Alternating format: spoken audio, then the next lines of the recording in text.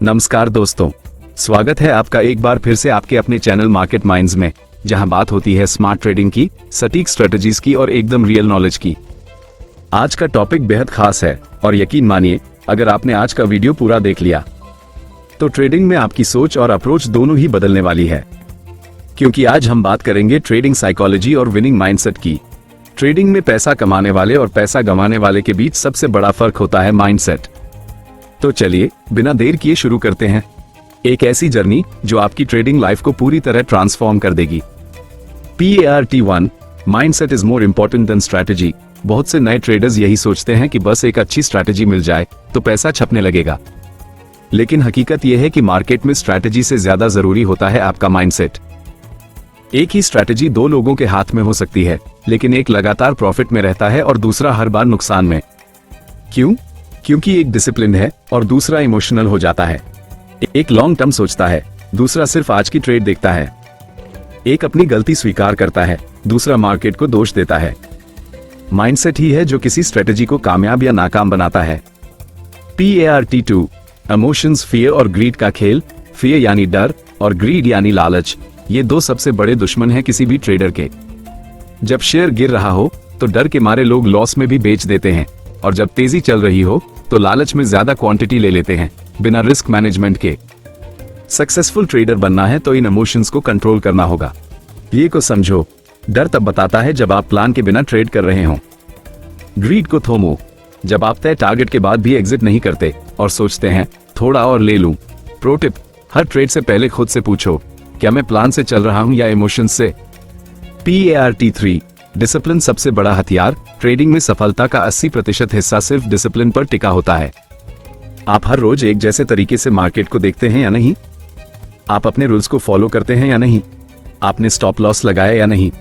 ये सब माइंडसेट का हिस्सा है। डिसिप्लिन का मतलब है सिस्टमैटिक रहना।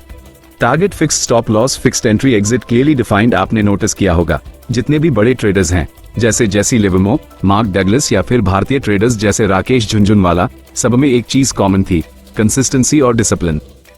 PART4 ओवर ट्रेडिंग और रिवेंज ट्रेडिंग से कैसे बचें? मार्केट में सबसे ज्यादा नुकसान कब होता है? जब आप प्लान से हटकर ट्रेड करते हैं। ओवर ट्रेडिंग मतलब दिन भर बस एंट्री पर एंट्री, बिना ये समझे कि कौन सा सेटअप परफेक्ट है। रिवेंज ट्रेडिंग, एक लॉस हुआ और आप उसे उसी दिन रिकवर करने के लिए अगली गलती करते हो।